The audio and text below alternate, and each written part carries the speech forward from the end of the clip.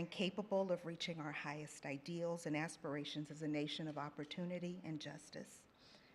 The arts are core to the American ethos of freedom, self-expression, and our commitment to care for each other. The arts move us toward a more hopeful future. They nurture our communities, strengthen our democracy, and help us reach our full potential. Through the historic and unprecedented support of the Biden-Harris administration, the National Endowment for the Arts has increased access to the arts in communities across the country, leveraged the power of the arts to help heal, counter hate, and build mutual understanding, and advance the cultural vitality of our nation. At the heart of this work is a recognition of the critical importance of artists, culture bearers, and creatives in helping us all to live artful lives. We're privileged to come together today to honor many of these luminaries, our newest recipients of the National Medal of Arts. Medalists, without question, your dedicated work has left an indelible mark on the American landscape, enriching our nation's cultural fabric and helping support our most closely held ideals. It's through your music, your visual artwork, the stories and human emotion you've documented and composed, the characters you've brought to life in film and on stage, and through your generosity and commitment to the arts that you help us all ask hard questions, imagine new possibilities, and see one another's humanity. President Biden has often called artists truth tellers, bridge builders, and change seekers. And there's no doubt that the medalists honored today are indeed truth tellers, bridge builders, and change seekers, luminaries that we now need more than ever, and luminaries whose legacies of excellence endure for generations to come. Once again, congratulations. It's an honor to recognize you today.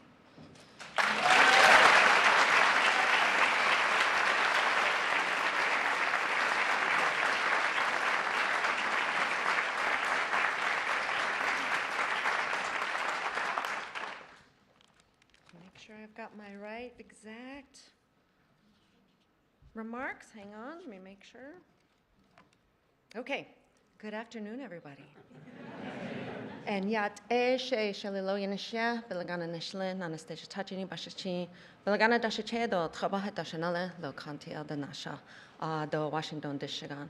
My name is Shelley Lowe. I'm Navajo. I'm originally from Ganado, Arizona, and I am chair of the National Endowment for Humanities. And I want to say welcome, and especially a warm welcome to all of our arts and humanities medalists. I want to first thank President Biden and Dr. Jill Biden for hosting this event, and I want to say Happy Arts and Humanities Month.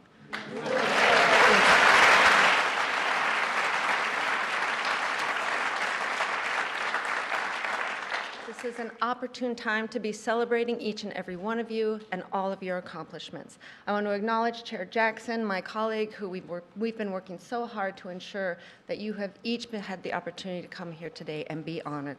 I want to thank the NEH Council, the NEH Council members who are here, members of the President's Committee on Arts and Humanities, and all the NEH and NEA staff who have joined us today. And again, congratulations to all of our medalists.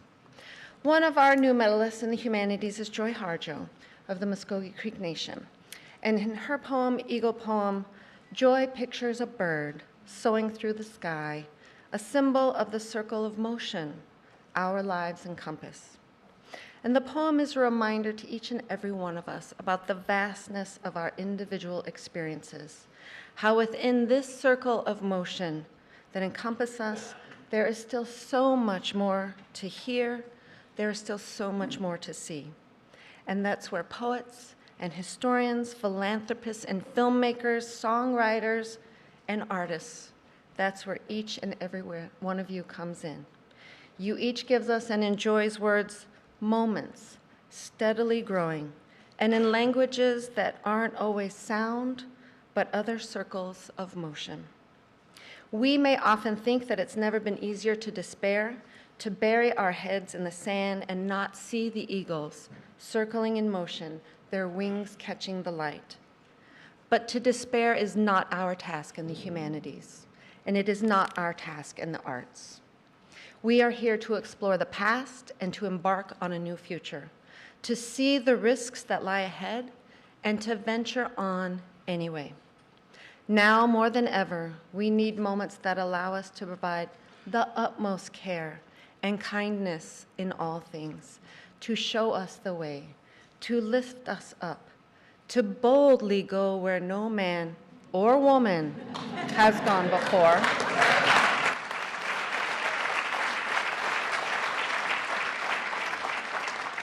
Or as President Bartlett put it, to never stop asking, what's next? We need the humanities and the arts. We need playwrights and scholars. We need you to remind us that the world is expansive and beautiful, to remind us that we're not alone, as long as there are stories to tell and songs to sing, as long as there are circles of motion moving us all forward. Congratulations.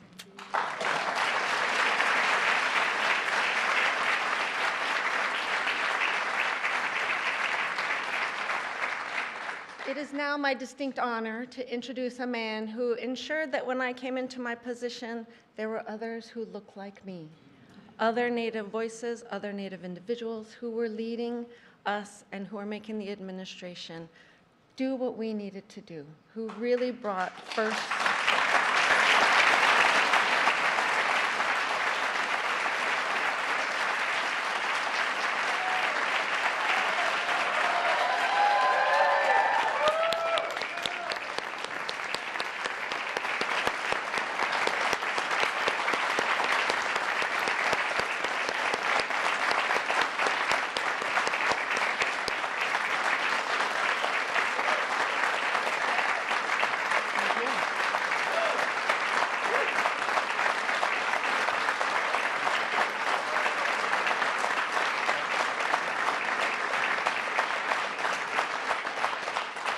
He gave us all a space, he gave us all a place, he gave us all the opportunity to have a voice.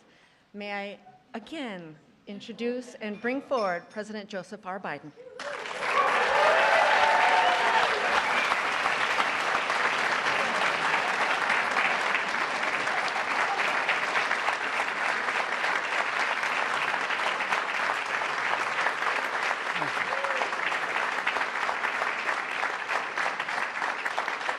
Thank you, thank you, thank you.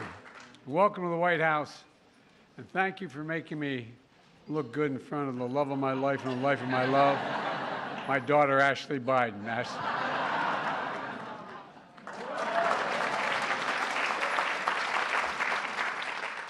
Welcome to the White House again, the newest recipients of the National Medal of Arts and Humanities, and truly inspiring individuals and truly extraordinary group. Jill and I just welcomed each of them and their families in the Oval Office, where they received their medals and official citations. And just like across the country in the Oval Office, you see deep impact of the arts, humanities on our national history. Across from the Resolute desk was a bust of Dr. King and Robert F. Kennedy. I can see them from where I sit. They're two of my political heroes, who often quoted the wisdom of poets and philosophers, artists, and advocates. Just last week, I delivered the eulogy for Ethel Kennedy, which was a great honor, and Robert Kennedy's widow. She was a hero in her own right who supported the arts and humanities in advancing the causes of human rights and social justice.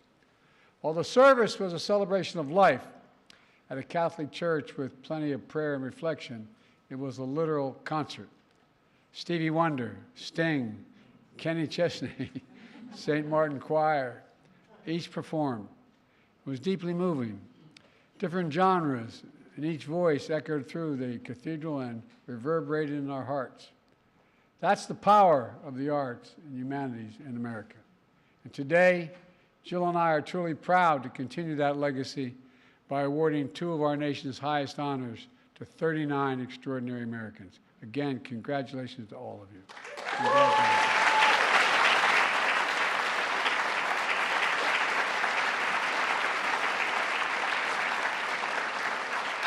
And to your families as well.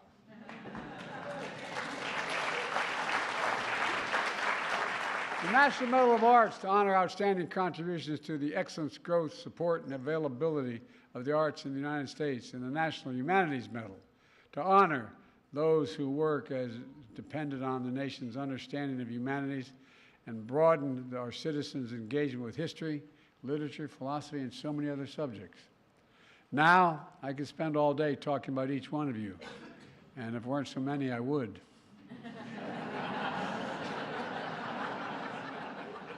But just let me say this. You have broken barriers. You blaze new trails. You redefined culture.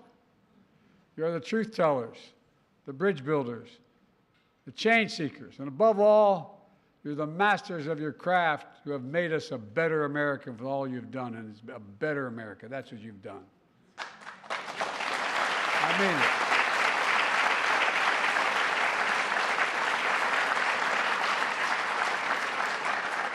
Bringing all of our rich and diverse cultures to the masses, showing us the beauty of this land and the people that inhabit this land, bringing new characters of life to influence who we all can be.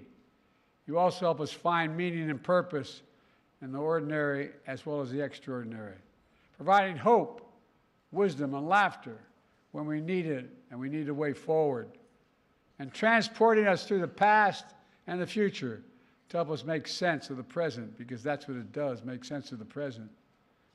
With absolute courage, you combat racial stereotypes, confront ghosts of history, and speak truth to power. As Joe Biden's husband, I know the power of women in this room. I know you think I'm kidding, I'm not. All the women in my family are smarter than all the men. That's not a joke. You think I'm joking, I'm not. I know you don't think I'm joking. I know the power of women in this room to get things done and uplift the next generation of pioneers, proving a woman can do anything a man can do and then some. And that includes being President of the United States of America.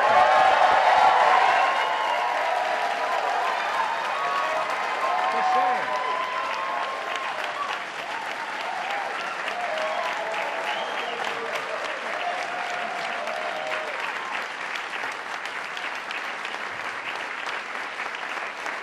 You know, the artist's gift is a sixth sense to imagine something no one else can carve, paint, write, sing, dance, or film until they set the vision free. You know, our vision of our nation's North Star, the idea that we're all created equal and deserve to be treated equally throughout our lives. We're the most unique nation in the world. We're the only nation founded on an idea, not a joke, an idea. All others are geography and other ethnicities. But we we've never walked away from the idea that all of us are created equal and deserve to be treated that way throughout our lives. While we've never fully lived up to this idea, we've never walked away from it either.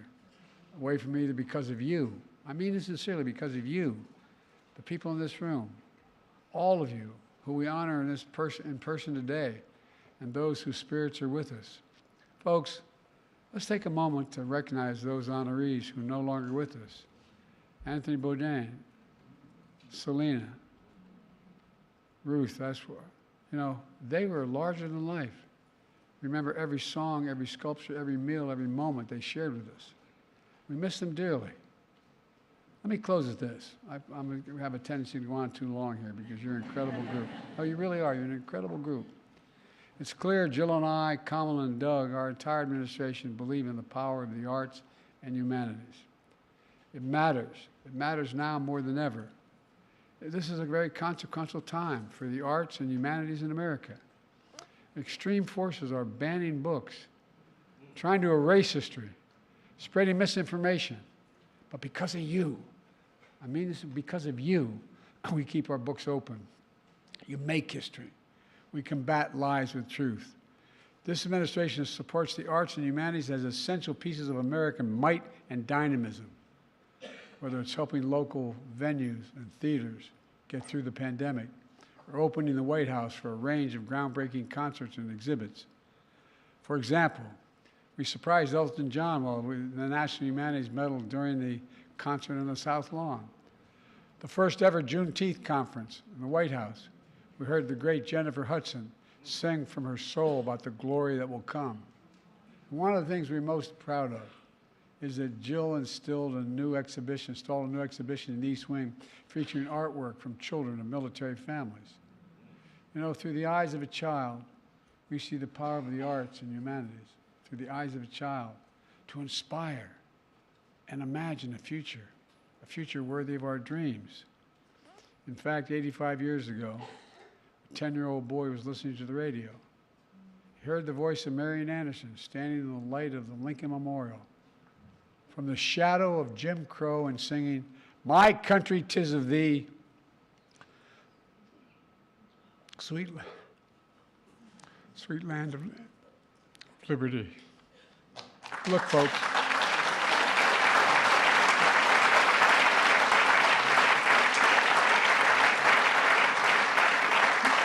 Showing her pride in America and calling for national unity, her performance is described as a concert that sparked the civil rights movement.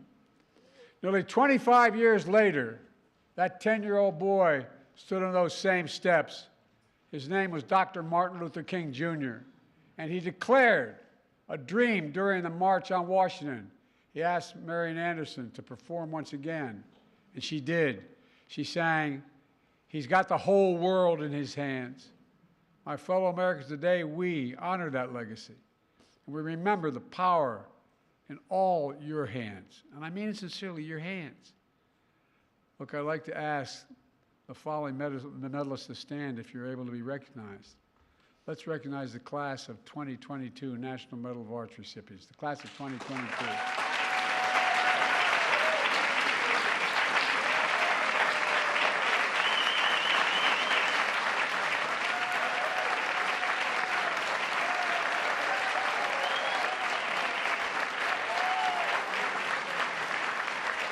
Thank you.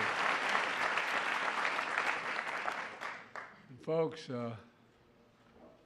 the class of 2022 medal recipients are here, and you just heard it, but the class of 2023, please, of the arts, stand.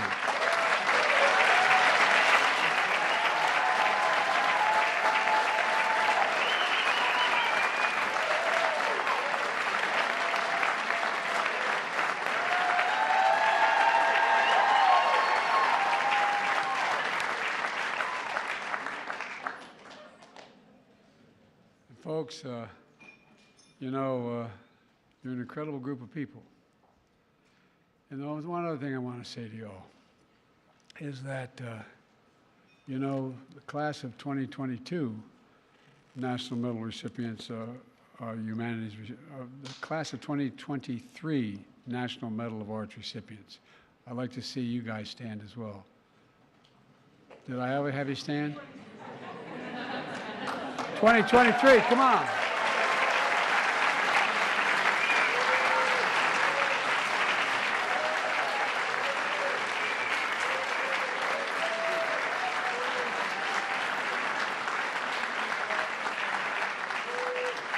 National Humanitarians, look, you guys are something else. Class of 2023 Humanities Medal recipients. Something else.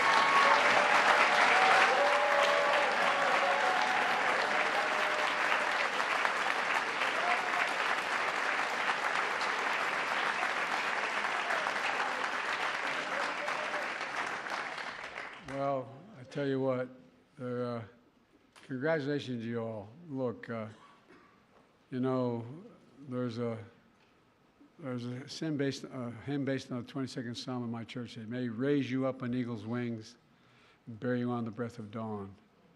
And let the light to shine upon you.